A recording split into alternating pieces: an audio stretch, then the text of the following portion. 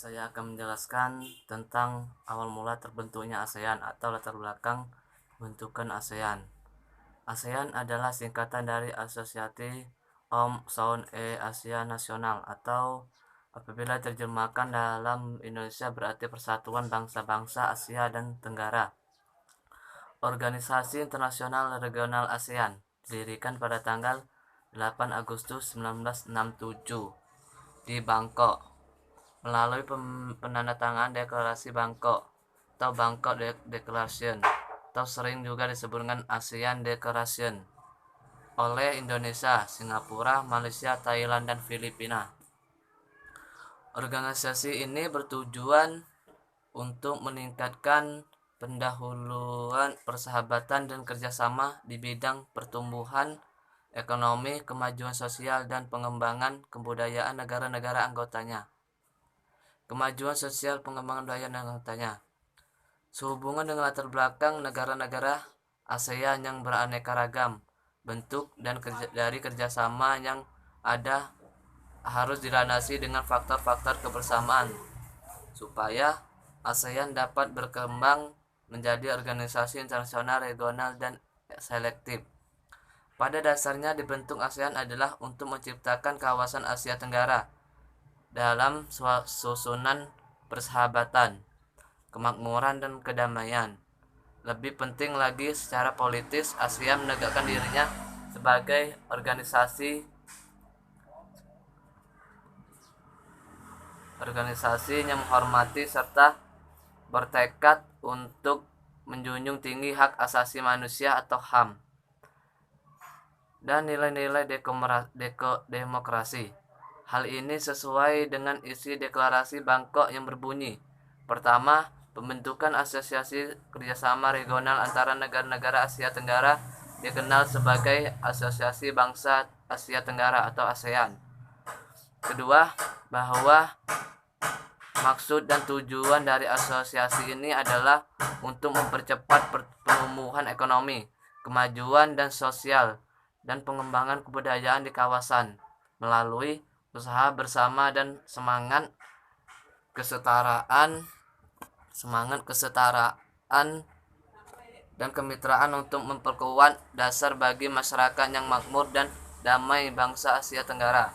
2. Untuk mempromosikan perdamaian stabilitas regional dengan menghormati keadilan dan supremasi hukum dalam hubungan antara negara-negara di kawasan dan kepulauan terhadap prinsip-prinsip piagam PBB. 3. Untuk mempromosikan kerjasama aktif dan saling membantu dalam masalah kepentingan bersama di bidang ekonomi, sosial, budaya, teknis, ilmiah, dan administrasi. 4. Memberikan bantuan satu sama lain dalam bentuk fasilitas pelatihan dan penelitian di bidang pendidikan profesional, teknis, dan administrasi. 5. Untuk berkolaborasi secara lebih selektif untuk pemanfaatan lebih besar dari pertanian dan industri, perluasan perdagangan mereka termasuk studi tentang masalah perdagangan komoditas internasional, perbaikan transportasi, fasilitas komunikasi, dan peningkatan standar hidup rakyat mereka. 6. Untuk mempromosikan studi Asia Tenggara. 7. Untuk mempertahankan kerjasama yang erat dan menguntungkan dengan organisasi internasional dan regional yang ada dengan tujuan yang sama dan menjelajahi semua jalan untuk bekerja sama lebih dekat antara mereka sendiri.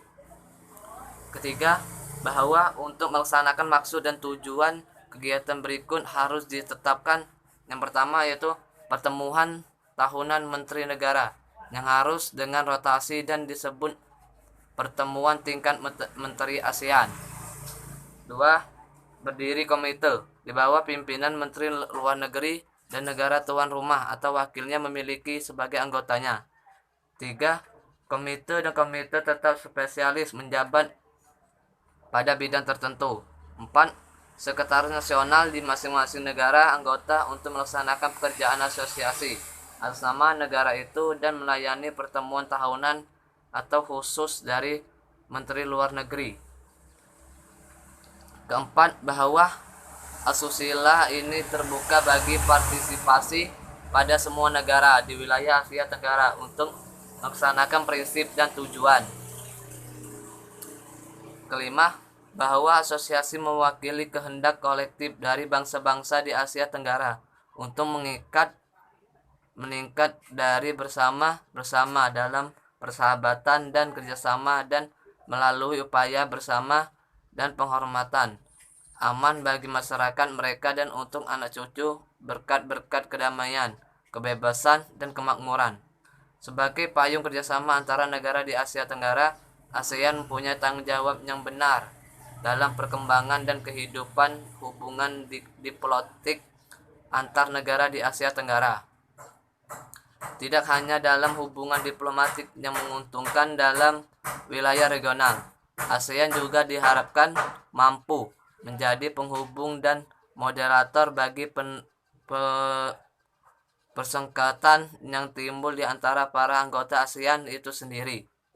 Dalam perkembangannya, hanya konflik dan persengketaan yang terjadi antara anggota sendiri yang belum terselesaikan. Ambalat adalah blok dasar laut landas kontinen dengan luas 15.235 km persegi dan terletak 80 mil dari lepas pantai Kalimantan Timur dengan kedalaman kurang lebih 22,5 km per air laut Sulawesi. Blok Ambalat terletak dalam ZEE Indonesia, di mana terdapat hak berdaulat Indonesia untuk mengelola sumber daya alam yang terletak di dalamnya. Menurut the United Convention on the Law of the Sea, zona maritim terbagi atas beberapa zona dengan pengaturan dan hak yang berbeda. Zona teritorial atau laut wilayah adalah zona maritim yang tertarik sejauh 12 mil laut dari garis pangkat. Dalam kasus Indonesia, garis pangkal yang digunakan adalah garis pangkal lurus.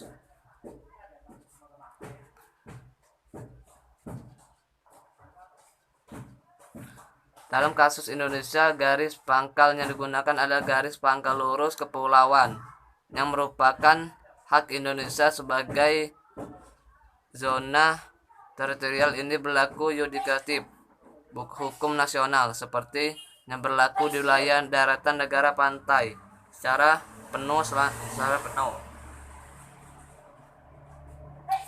Klaim yang dilakukan oleh Malaysia dengan menggunakan peta tersebut hanya diproses negara-negara tetangga Indonesia. Malaysia dianggap melakukan pelanggaran karena menentukan peta batas wilayah tanpa melakukan perundingan dengan negara-negara yang punya wilayah laut.